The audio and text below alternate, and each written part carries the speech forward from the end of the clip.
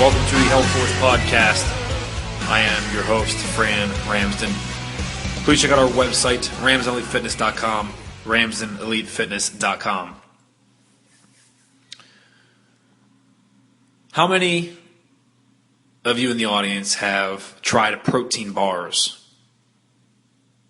Whether that means, you're buying as part of your grocery trip, or you're stopping in for a snack, at a gas station or at an event, and you buy a protein bar.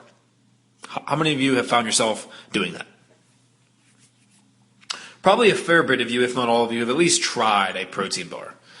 Now, what I want to talk about today are some of the more popular protein bars, if they're going to be good for you, if they're going to be bad for you, give my overall philosophy on protein bars, and then talk a little bit about some good and bad examples of protein bars. Now, I'm intrigued by protein bars. I like anything with convenience and speed. I think that is probably coming from my background in business right now, where we are really able to operate, innovate, and expand at a fast pace right now with the size of our company. We're able to do so. We're having employees come up with great ideas and being able to implement them with a simple yes or no, essentially, from their supervisor, which is great. I mean, really, really, really great stuff.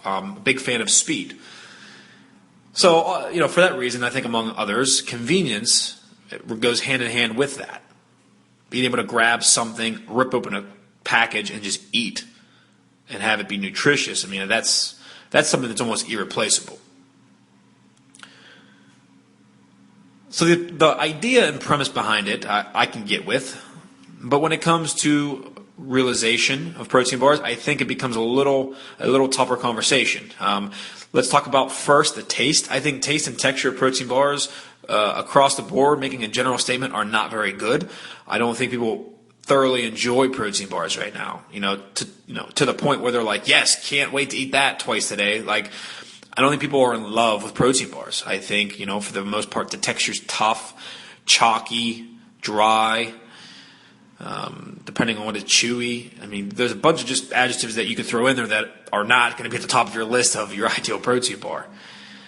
Taste usually comes off, I wouldn't say artificial. I think that's a bad word. And, probably would have those fanatics in the audience that, oh my God, it's artificial sweeteners. See, I told. No, hold on.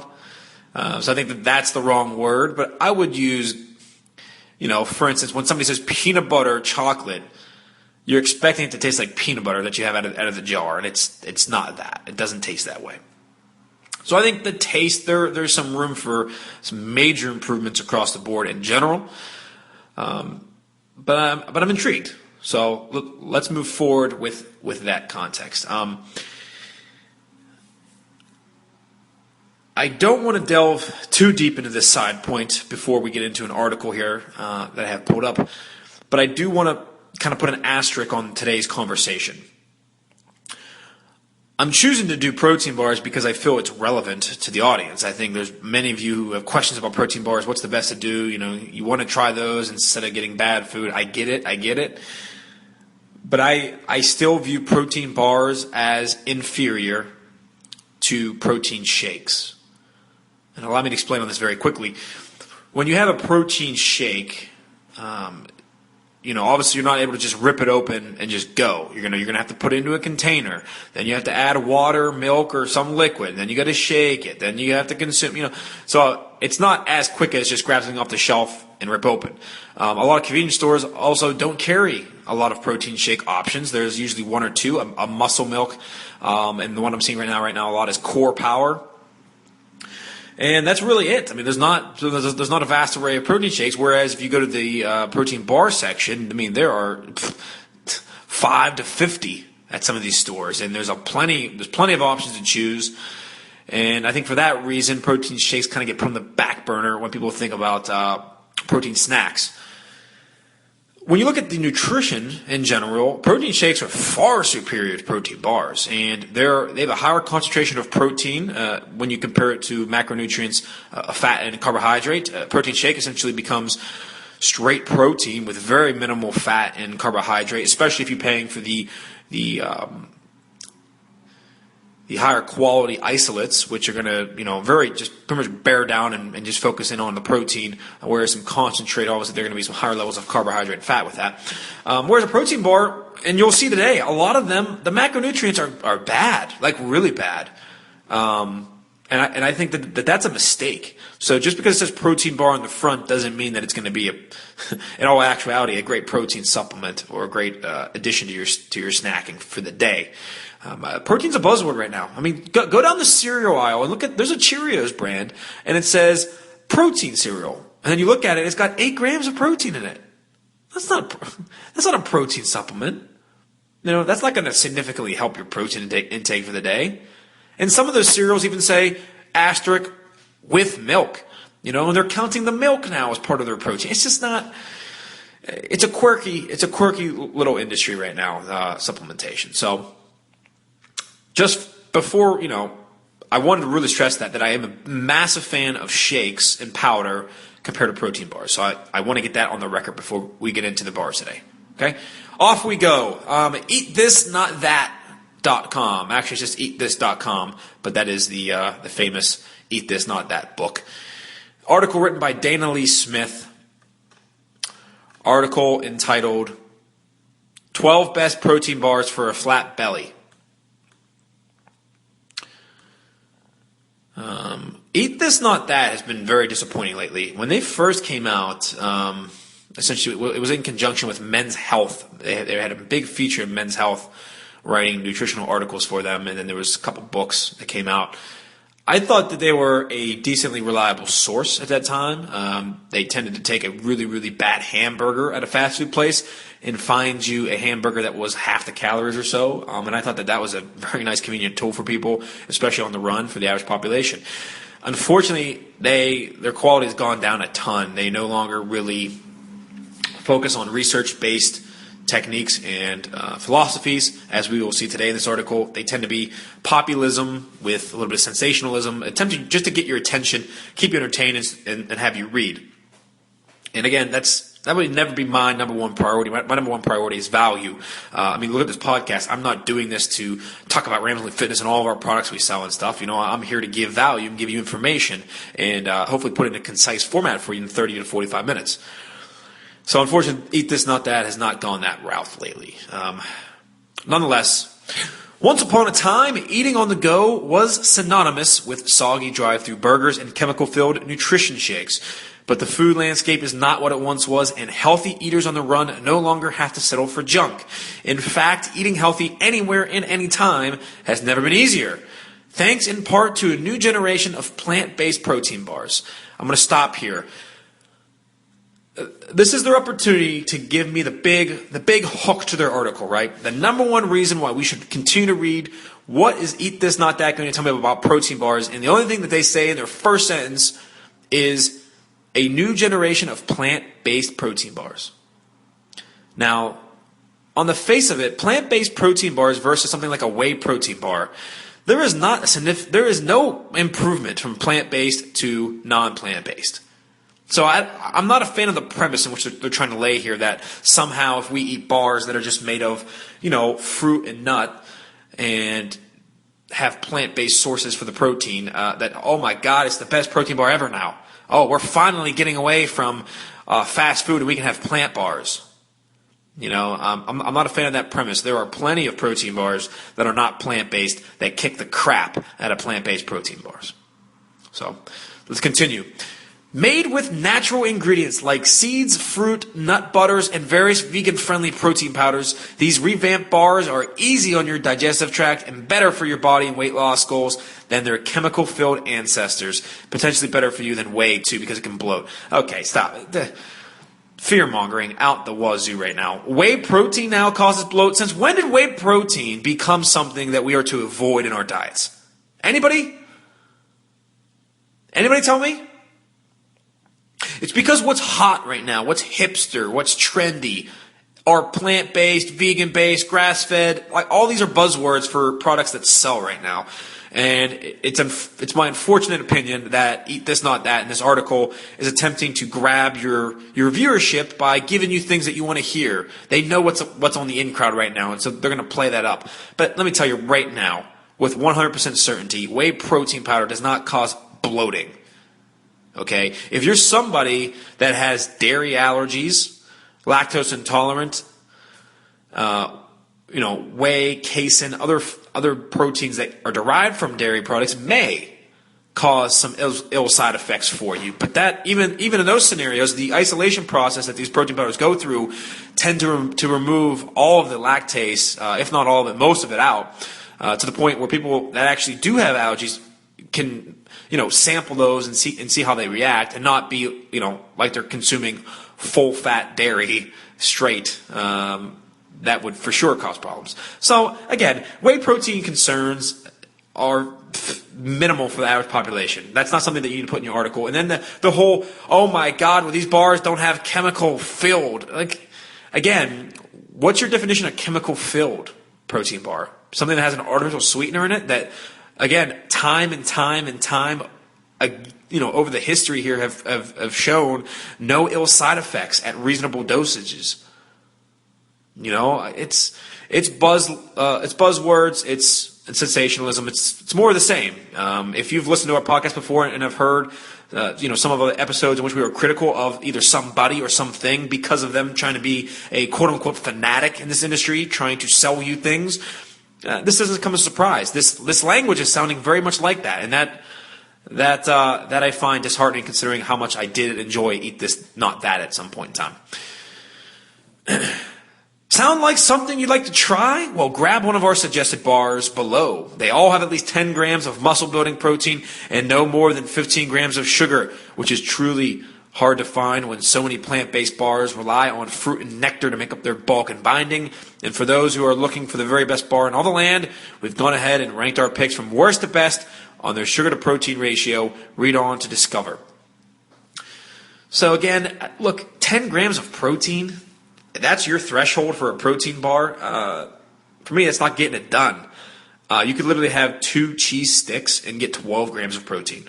The whole idea of protein bars and protein shakes, for me at least, is to replace a high protein meal. The convenience of replacing a high protein meal. Like, I'm speaking comparatively to like a chicken breast and rice, or a can of tuna and fruit. That's what I'm looking to replace my, with a protein bar with. I'm not looking to replace 10 grams of protein, which is something that you could have with a serving and a half of mixed nuts, straight up. 2 cheese sticks. 2/3 of a serving of cottage cheese. Like, what you're replacing with these bars is not significant in my opinion. I'm looking for something 20 to 30 grams in most cases. Now, when you get to their list, and we're not going to go through all 12, I'm going to get to their top 3 here, or at least their top choices. But the first thing that I'm noticing, like if I go to number 12, it's NuGo Organic Double Chocolate. Now, NuGo it's a pathetic excuse for a protein bar.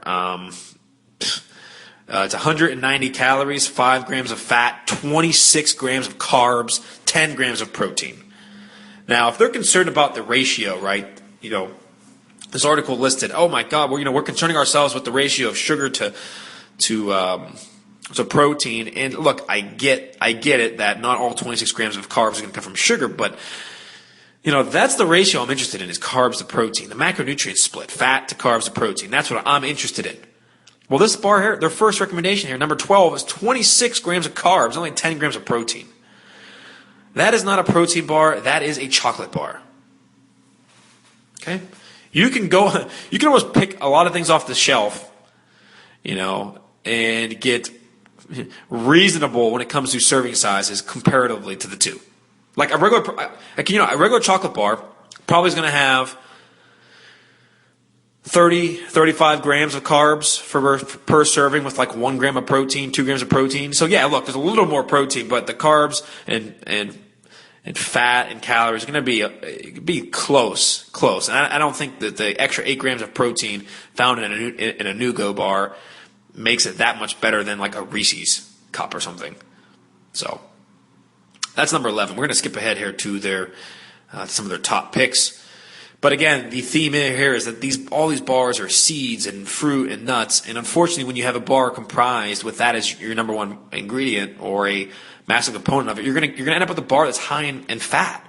And that's not a bad thing. I think the sources are good. I like the sources of food that people are choosing for these plant-based protein bars. But again, the idea behind it is not to get a fat bar, it's to get a protein bar.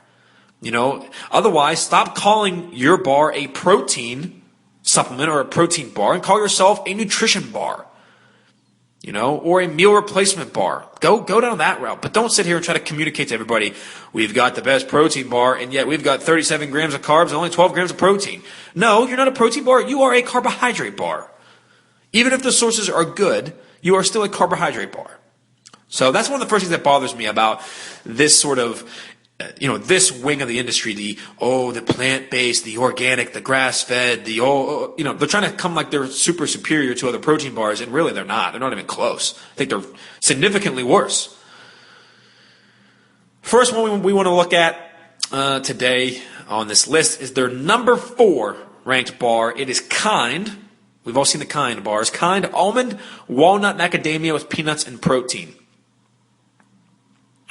I'm going to read their explanation, and then I'm going to break down their nutrition label. Coming in at 10 grams of blood sugar stabilizing protein and a mere 7 grams of sugar is this crunchy, just sweet enough snack from Kind.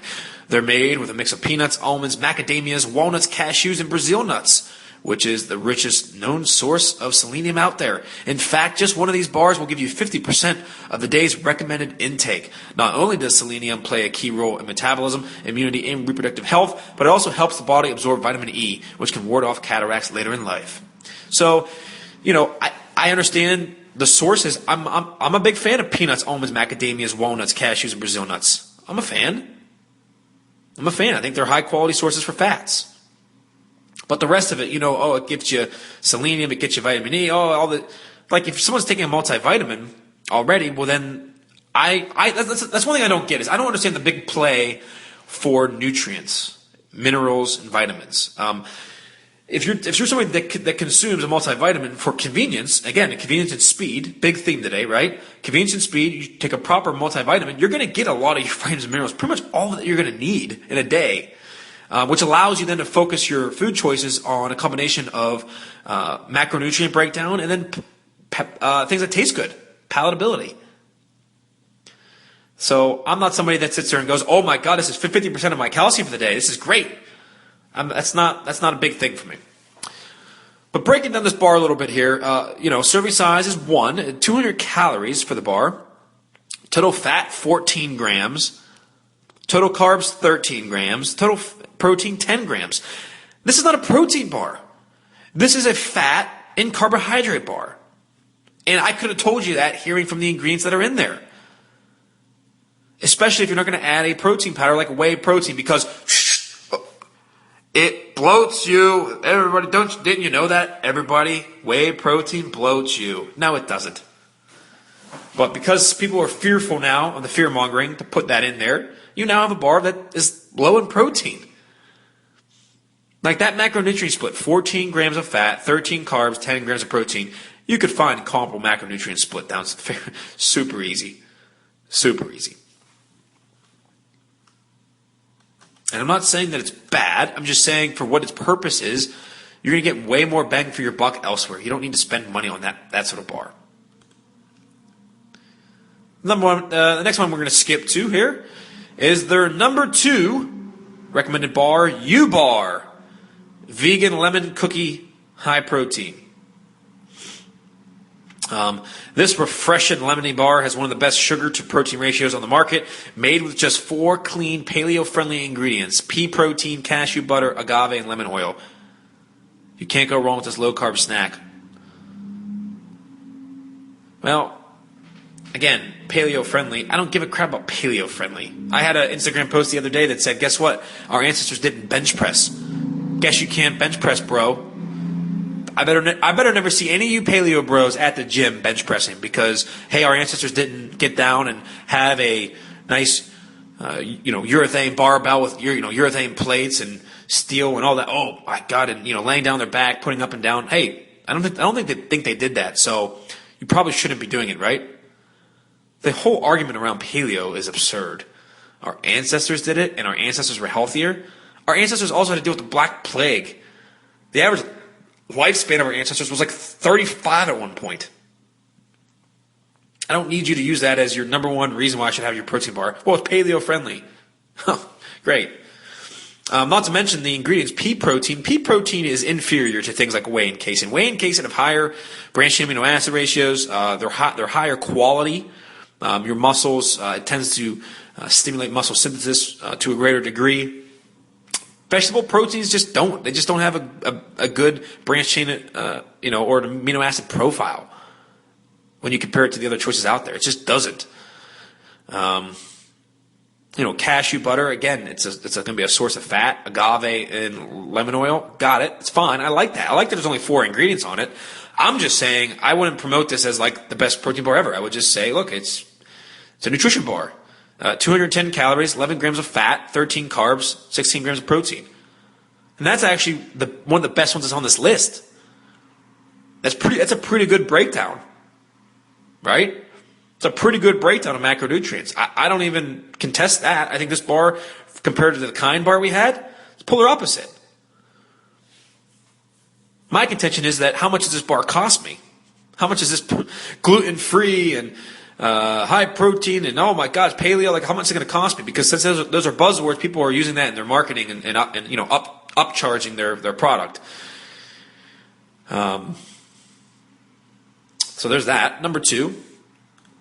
And so I went to their website and just picked out a different bar. So I went to ubar, ubars.com, found a different one here. This is their double chocolate protein bar. Macronutrients on it are as follows: 200 calories, 8 grams of fat, 22 grams of carbohydrate, 20 grams of protein. Now, if somebody was nitpicking, they would really try to hit the macronutrients. Say, oh my God, it's a carbohydrate bar. There's more carbs in there than protein. And yes, that's true. It's just not that significant. 2 grams more. There's bigger fish to fry than that. The ingredients. The first one is a protein blend. So with a protein powder blend, they've added grass-fed whey concentrate, milk protein isolate, whey protein isolate. Well, I hate to break the bad news, but grass-fed whey concentrate, it's sort of an oxymoron. It's sort of irrelevant. We've discussed plenty of times on the podcast that the main benefit of having grass-fed dairy is in the fat content, and the removal of antibiotics and hormones. Well, the filtration process, the isolation process in which the protein powders are removed from dairy source, guess what? Hormones and antibiotics out. Fat, carbs, mostly out. The protein content doesn't necessarily change from an organic or grass-fed source to a non-organic source. So the fact that you're paying, again, a price for protein that at least partially the benefit is being thrown in the trash can,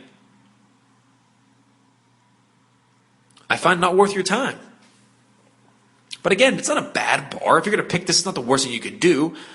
But you know my stick by now. It's optimization. I don't want to just know a good bar or an average bar. I'm looking for the best. Their number 1 recommendation is the Simply Bar Protein Bar Cinnamon Pecan. Simply Protein's motto is, quote, the most protein for the least calories, close quote. Boy, do they deliver. Each of these sweet bars is packed with 15 grams of protein, just 150 calories. Plus, each bar has only 1 gram of sugar, no artificial sweetener. Doesn't get much better than that. Well, artificial sweeteners, again, I don't care about. Put that actually in my protein bar if it makes it taste better. These bars need some sort of flavoring in them. If they're not sweet, if they're not savory, if they're not something, and they just taste like a pile of chalk, it's a problem. You have to be able to consume this damn thing. But I love the motto. Most protein for least calories? Hey, sign me up. This particular bar, 150 calories, 5 grams of fat, 16 grams of carbs, 15 grams of protein. Hey, I'm about that life. If you go to their website, simplyprotein.com, I have a separate one pulled up here. This is a chocolate peanut butter. 1 bar is 150 calories, 4.5 grams of fat, 16 grams carbs, 15 protein. So similar, very, very similar combo.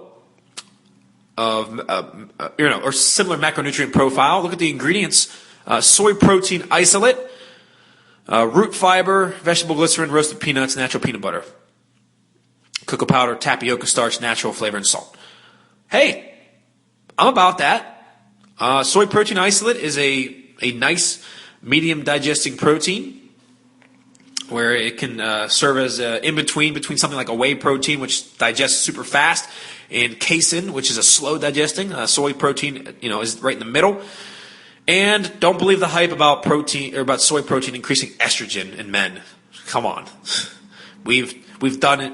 We've digged into that on previous episodes, and I might have to do a whole one on that because I've seen that a million times now, especially on social media, where people are just out there throwing anything against the wall, and everyone's an expert nowadays, right? Everybody can comment on fitness stuff. Got it. A 4-pack of this chocolate peanut butter is $9. So again, not bad. Not bad.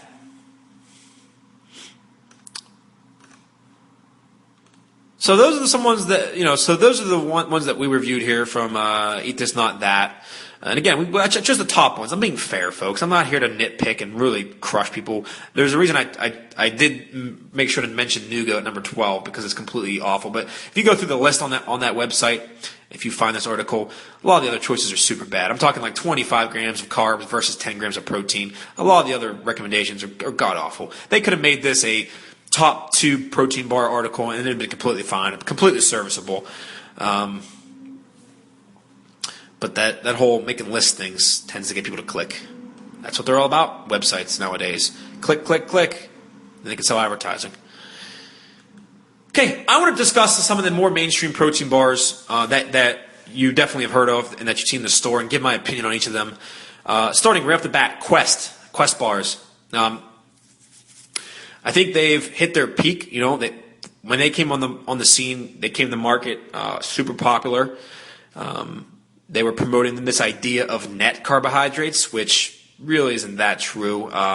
If you consume fiber, it's still going to count towards some sort of carbohydrate intake. It's not 0 grams of carbs. But fiber does essentially pass through your digestive tract undigested. So, look, there's some truth to it, but they really hyped that up for marketing purposes, and it worked. People really got on that, like, oh my god, this is the best low carb bar I've ever had. This is great. So I'm just not that big of a fan. A big of a fan of that marketing point. I do like Quest bars. I think they did a lot for the industry, and actually Quest makes a protein powder, which I think is 10 times better from a nutrition standpoint than their bars are. But again, they did a couple different sources on their protein powders, a fast digesting and a slow digesting protein. Great for after workouts. Big fan. I am a fan of Quest, and I think they're doing a lot of things now where they're branching out with different foods, right? They're doing like chips, Quest chips. I know they have different like little snacks now and cakes and stuff like that they're working on. Big fan of that. I think there's a big massive industry growing for high protein foods. I guess you could call them swaps or food substitutes, where you take a food that is highly palatable, like a candy bar or like chips, muffins, things like that, and turn them from just a super high carbohydrate and high fat item to now high protein. I do think that is a nice way to go. And although in this episode we're not going to talk about it, Halo Top is amazing. I can't believe I finally just tried that last night. Unbelievable. I bought the vanilla bean ice cream, ate the whole pint, only had 280 calories, and the flavor was unbelievable. And the whole reason I was so afraid to try it is because I tried Arctic Zero. That was my introduction to the ice cream substitute high protein market. And oh my, it was awful. It was like shaved ice. The content,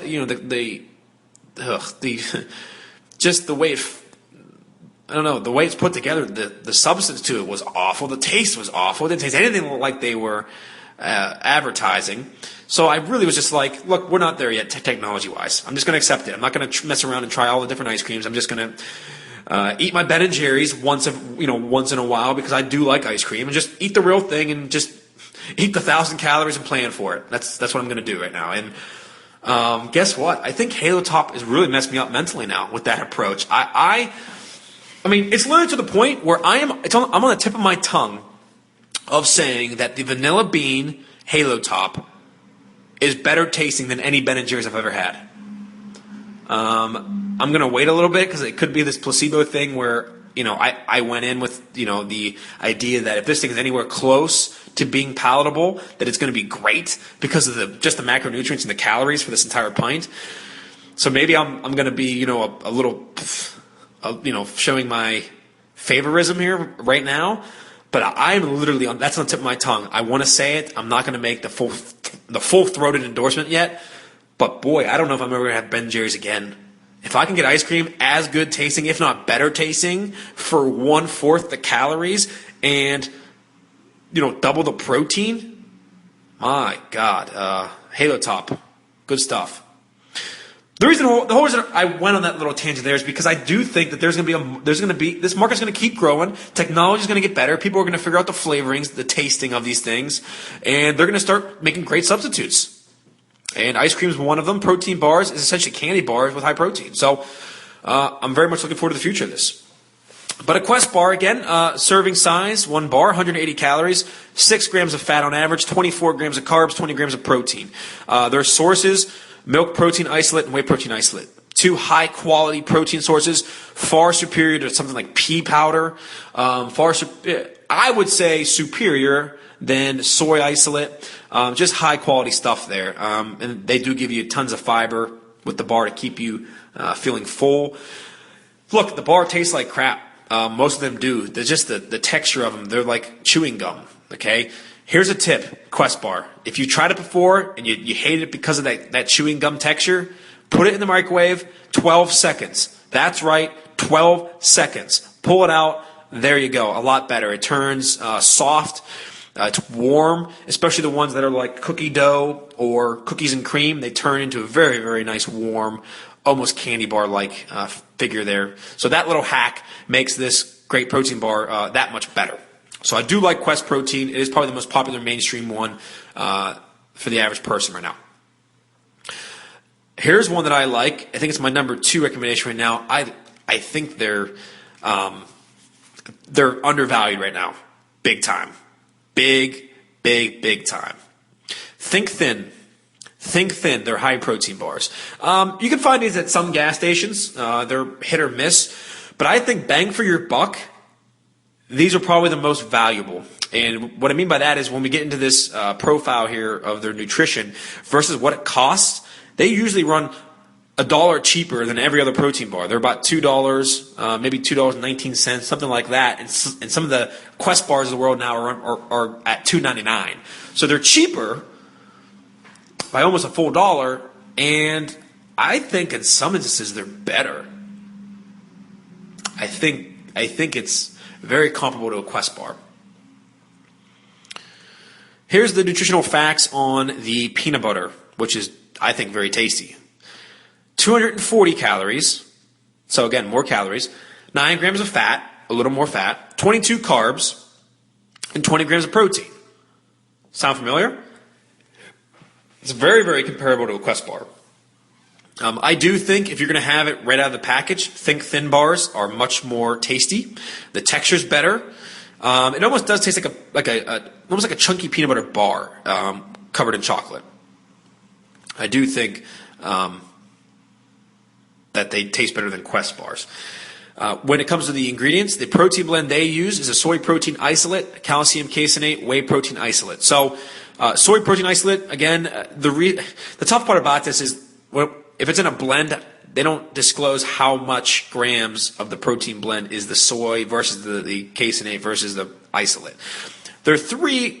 The soy protein isolate and whey protein isolate are good sources. The calcium caseinate is an okay, a very, very average, below average source of protein. But they do have the medium digesting, the soy protein, the slower digesting, the calcium caseinate, and then the whey protein digests quickly. Again, I don't like how I can't tell how much is what because they can make this thing 98% soy protein, 1% caseinate, 1% isolate of whey protein, and they're giving you the impression that it's a all around good protein bar to hit all the different areas of digestion, and really it's a medium digesting bar because it's all the soy. So I don't like that part, but I like the idea of it. So again, bang for your buck. I think Think Thin's probably one of your best options out there. On to my personal favorite, Robert Irvine's Fit Crunch. Robert Irvine is a chef, but he's also jacked as hell. Google the guy, unbelievable.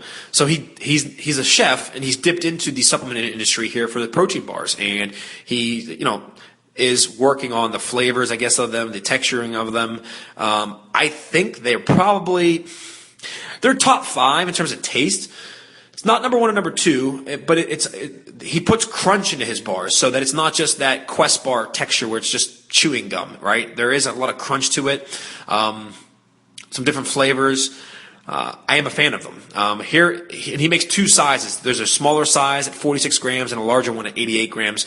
Here's the nutrition for the small bar: 190 calories, 8 grams of fat, 14 grams of carbs, 16 grams of protein. So more protein than carbs, which is something that we haven't really seen much today or heard of today. And then the carbohydrates are pretty much sugar alcohols. He does not have a lot of fiber in his, which is fine. I think it's probably done mainly for texture reasons. But again, he uses a protein blend, a whey protein isolate, and a whey protein concentrate, which again, he could have 50-50 split there. I don't know. Soy protein isolate.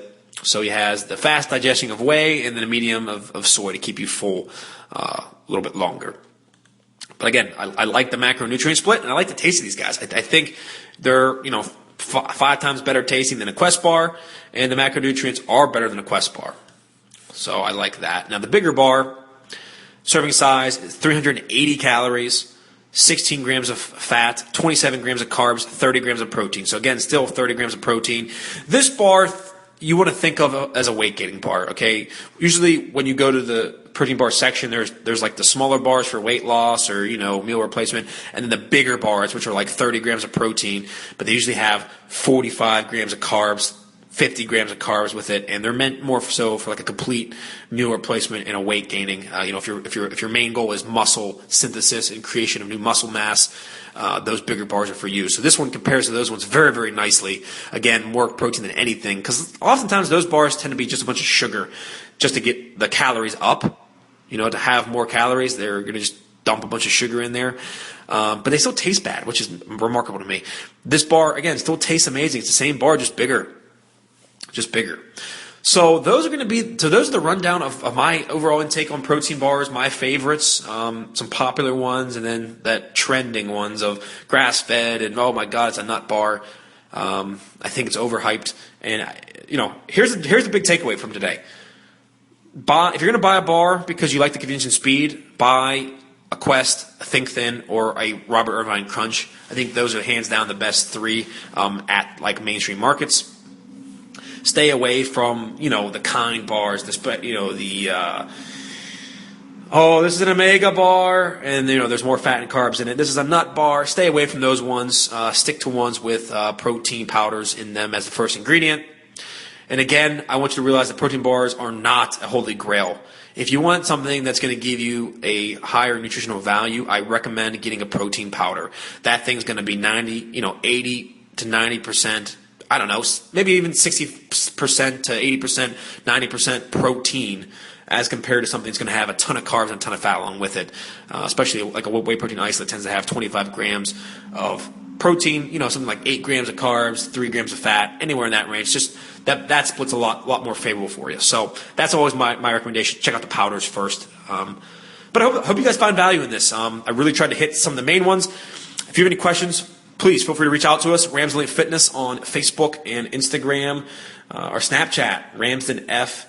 Love doing Snapchat. It's great. Website, again, is ramsdenelitefitness.com. You can always reach out to us by email, ramsdenelitefitness@gmail.com. Thank you all for listening, and I can't wait to talk to you guys again next week.